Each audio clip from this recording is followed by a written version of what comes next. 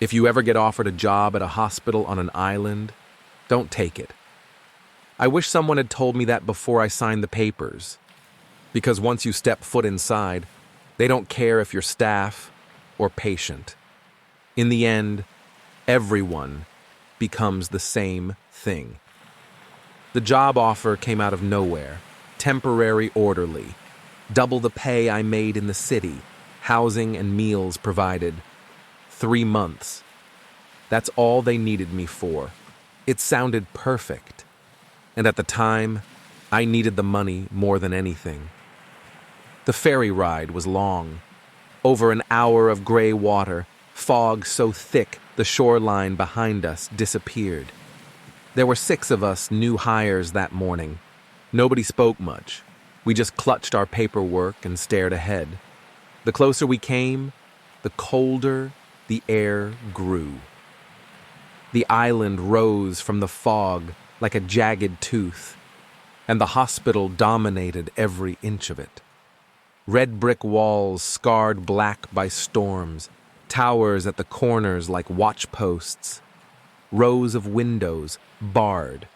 From a distance, it didn't look like a hospital at all. It looked like a prison. Orientation was short, but not simple. A supervisor read the rules from a clipboard, never once looking up. Never ask a patient why they're here. Never unlock a door without authorization. Keep precise records of every action. And at night, no matter what you hear, never leave your room. He didn't explain, didn't answer questions, just repeated the rules and dismissed us. What struck me was how the long-term staff looked. Hollow eyes, skin pale like they hadn't seen sunlight in years. Not one of them smiled. Not one welcomed us. They just stared, like they knew we wouldn't last.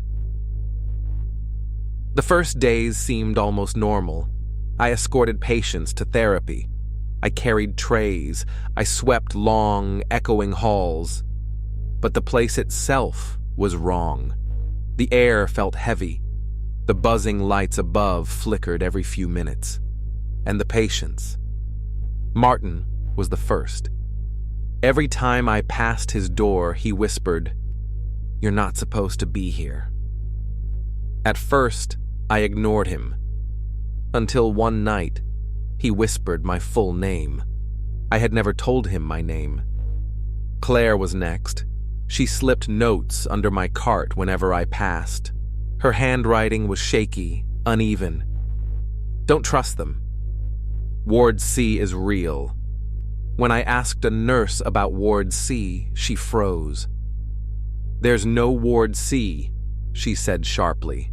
But her hands shook so badly she spilled scalding coffee on herself. And then there was the boy, 16 at most. He sat in silence, staring at the wall for hours.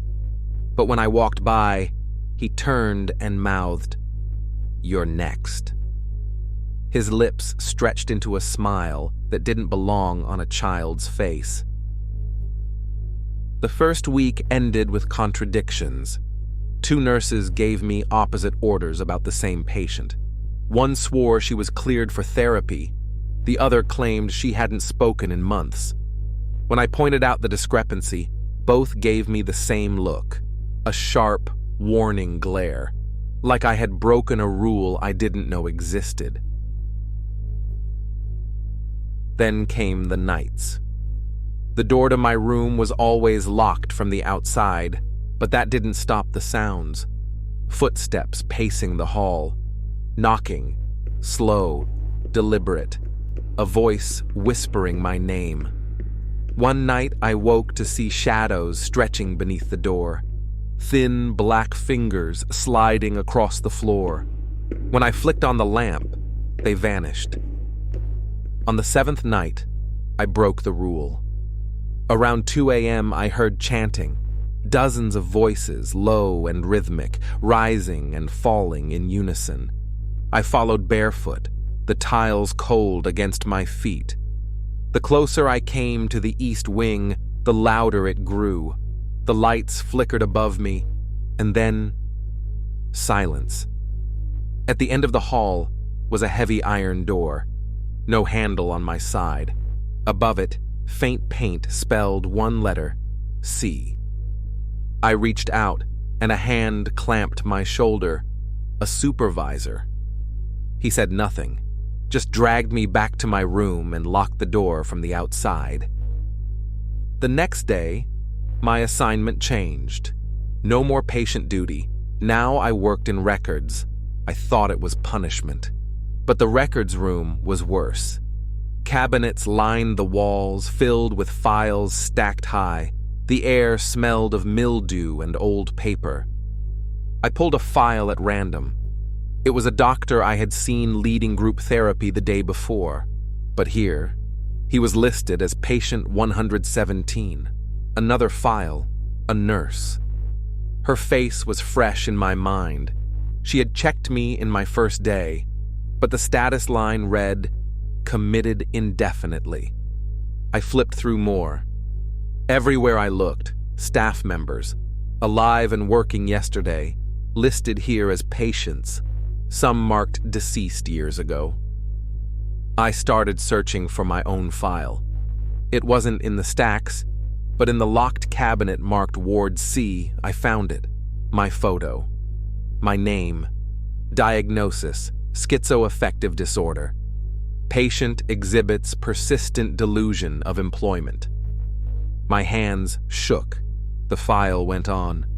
Therapy notes describing sessions I had never attended. Dates stretching back years I didn't remember. And then I saw it. Tucked in the folder, an old cassette tape, my name written across it. I pressed play. The voice was mine. Rambling, crying, laughing, describing the hospital as if I had worked there for months, not weeks. I tore the tape out, heart racing. But even after I stopped it, I could still hear the voice, whispering in my ear, repeating the words I had just heard. I spun around. No one was there. For a moment, I thought maybe it was me whispering all along. From then on, it got worse. I began to see things out of the corner of my eye. Patients staring at me in silence. Staff members watching me write logs, then vanishing the second I looked up. One afternoon, I found a file with my face on the cover, but not the photo I knew. It was older, years older, me in a patient's gown, eyes vacant, mouth open in a scream. When I blinked, the photo changed back. Just a normal ID picture, smiling, professional. But the image of me screaming burned behind my eyelids. At night, the flashbacks began. Not dreams, memories. I'd wake up sweating, gasping, convinced I had been strapped to a bed. I could feel leather cutting into my wrists. I could taste the metallic tang of blood in my mouth. I swore I could hear chanting echoing in my head. And worse, I'd hear my own voice, from nowhere, screaming for help, begging them to let me out.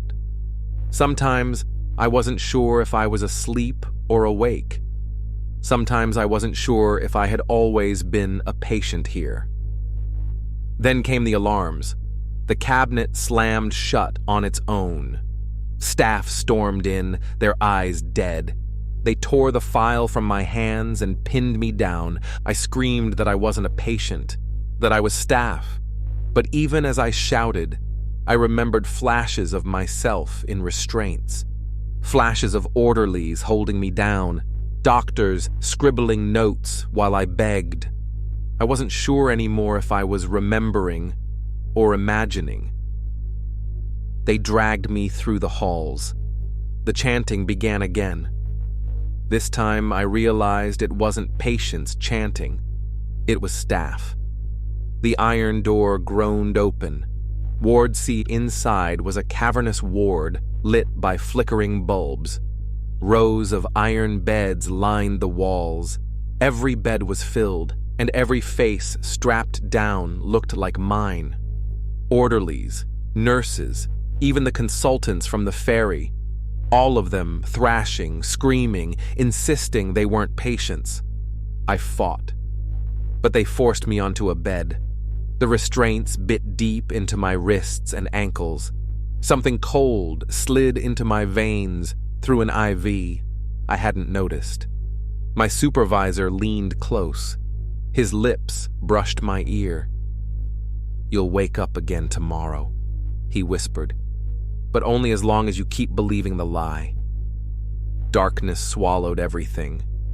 And now, I don't know if I ever left. Maybe I'm still there, reliving the same role, again and again.